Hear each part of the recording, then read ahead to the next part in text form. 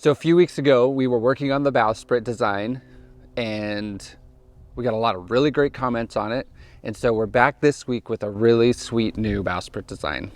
My name is Matt. Follow along as I turn Duracell, the legendary ocean racing sailboat, into a comfortable cruising home.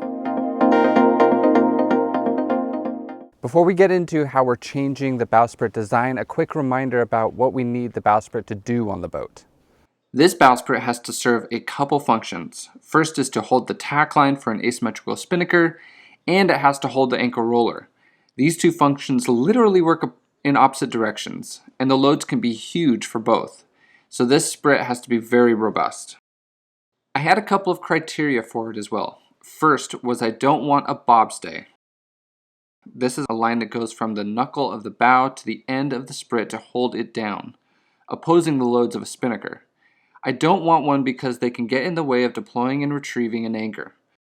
Second, I wanted a fixed bowsprit. I am not super interested in retractable bowsprits, especially on boats this size. I am allergic to moving parts, so if I can avoid those, it's all for the best.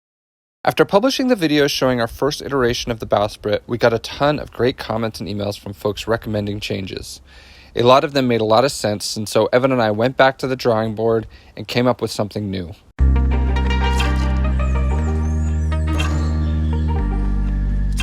There are a lot of engineering and design challenges to building a part like this, but that's what makes this project fun. That brings me to how important Evan has been to this process. He is the naval architect and engineer that has been guiding me through these projects. Evan lives a few hours from here, so we share ideas over email mostly. The inspector is often looking over my shoulder to double check our work. I really love learning as much of the engineering side of the design, and Evan has been a great teacher and brainstorming partner. So after much deliberation, I took apart the old bowsprit mock-up and built a new one.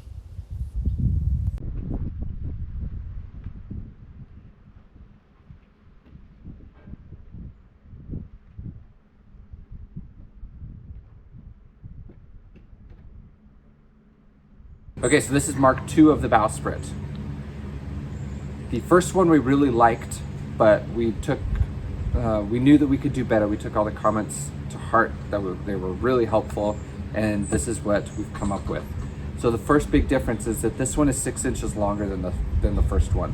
When the boat's in a slip, we're going to be paying for 63 feet, so we might as well make the boat 63 feet long. It also, that extra 6 inches gives extra width to the bowsprit to fit more for the anchor roller. So that's the next big change, is the anchor roller is a lot tighter up into the bowsprit, and there's a slot in the top so that the anchor can actually come through the top of the bowsprit. So that the anchor, especially the fluke of the anchor, is a lot tighter up towards the underside of the whole bowsprit mechanism. I think it looks a lot better, and it gets this further away from the water. The next big thing is the gussets were changed, and so on the original bowsprit, this gusset was on center line, and there was just one, and we split that into 2 gussets on either side, and that is so that they can be underneath the shear web of the bowsprit supporting the whole thing. And those make it so that we do not have to have a bobstay, and it makes it so that we can have the anchor roller, and it's all really well supported, both when it's loaded up for the asymmetrical spinnaker and it's loaded down with the anchor.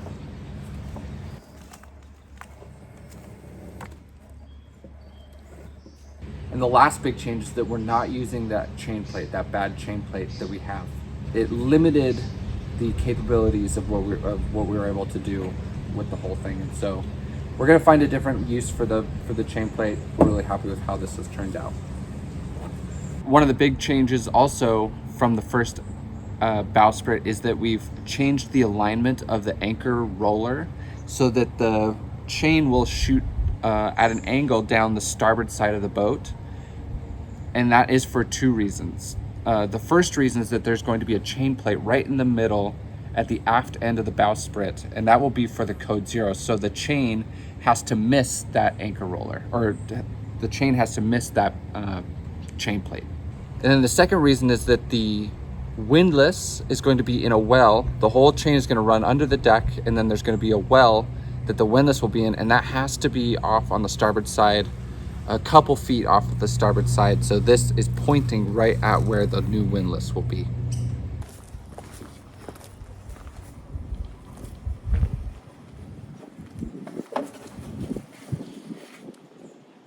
So now that we've designed the new bowsprit, we have to prepare the boat to receive the new bowsprit once we've built it. If you remember, about 30 years ago almost, the boat was in a mid-ocean collision, and it was actually the old bowsprit that took a lot of the impact in that collision. So this is the old bowsprit. As you can see, it's way different than the new one. Obviously it's way longer, but it also only carried a spinnaker, whereas the one that we're designing is doing double duty, carrying both the spinnaker and holding the anchor roller. It's another good example of how we're changing the boat from a racing boat to a cruising boat. This project is not just building a bowsprit. We are also building chain plates and repairing old damage to the boat. This is where the old bobstay used to attach to the boat with a big stainless steel part that was bolted through the bow. It was damaged in the collision with the container ship, but we also don't need a bobstay in our design, so I'm getting rid of it.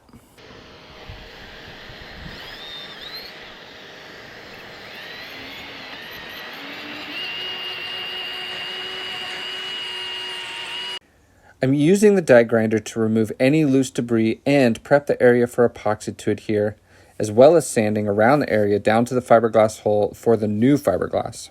I'm going to fill this void with foam and then laminate over that foam with a couple layers of fiberglass.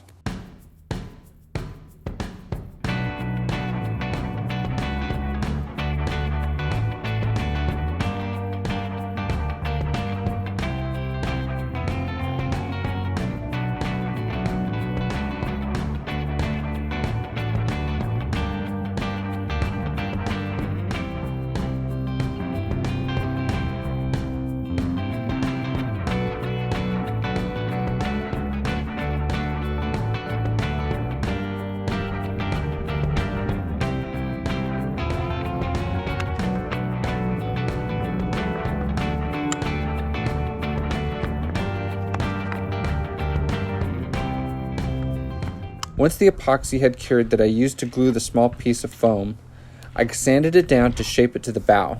Then it was time to laminate over the whole thing.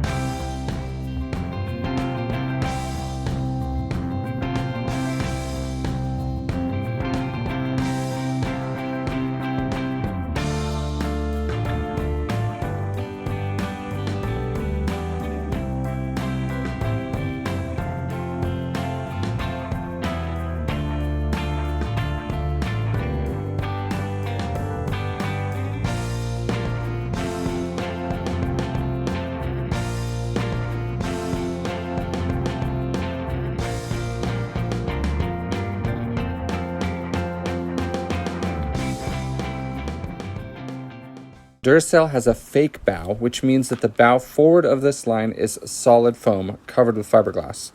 The real stem of the boat is where this black line is. This is a great feature for a cruising boat. We can hit stuff while sailing and damage the bow, but it likely won't penetrate the hull and it is very easy to repair. In fact, the forward 13 feet of the boat is watertight. There are 2 watertight compartments aft of the stem, so we can punch a hole in the bow and the boat won't sink.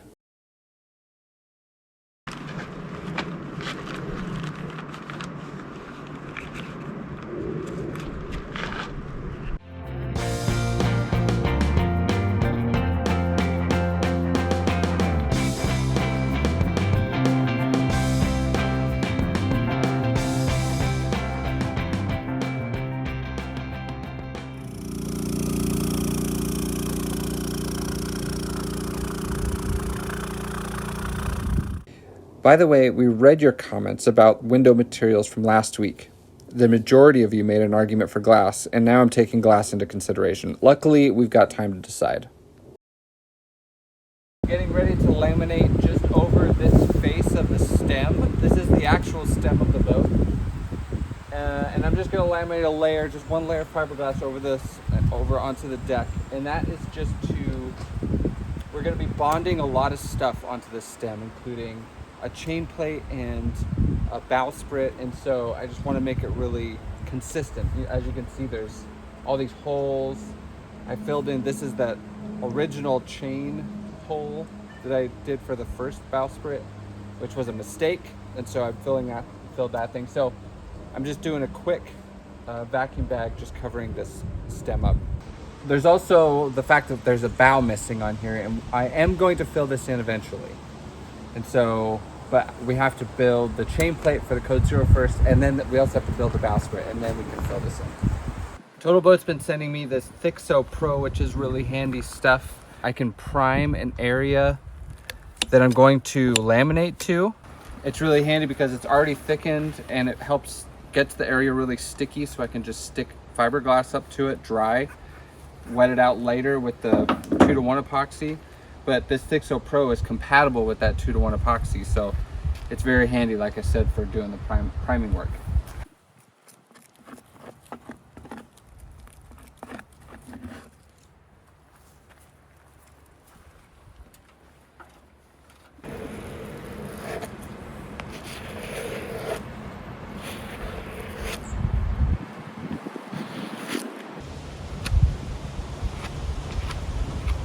This project involves an absurd amount of epoxy pumping. Do you have a joke for us for the billionth epoxy pumping session, honey? I don't have any. I'm all out of epoxy pumping jokes. They've all been used. It's epoxy pumping time. Wait, It's never not epoxy pumping time. Before we get to building the actual bowsprit, we have a few things to take care of. After I get these areas prepared, I'm going to be building 3 chain plates. The chain plates will hopefully get done next week, and we will tell you all about each one. After the repair work and the chain plates are done, we will dive into the bowsprit. We'll talk about how it's engineered and designed, and of course, how we're going to build it. I've never built a bowsprit before, so of course I'm super excited to build this one.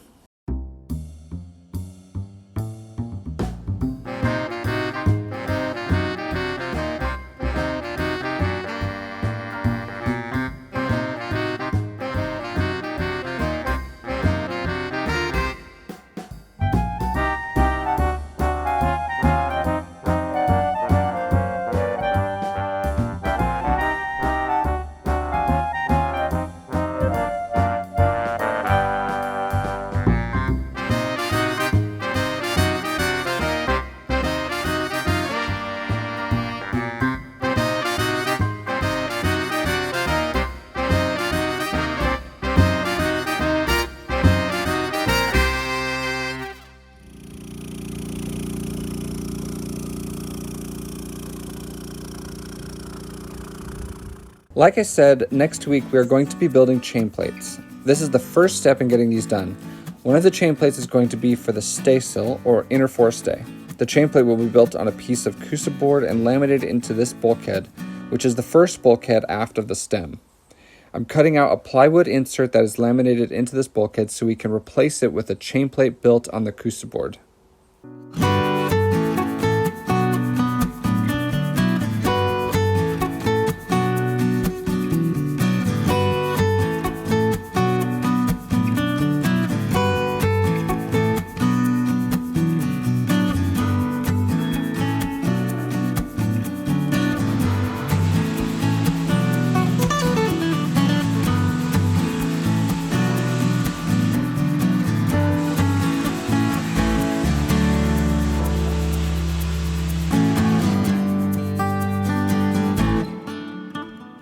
I'm always trying to figure out the most painless way to do a project.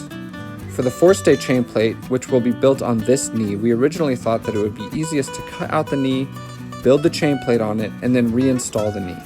but after trying to cut it out, I quickly realized that it was going to be a serious battle to get it out. It was just too tight all the way around the knee for me to fit in cutting tools.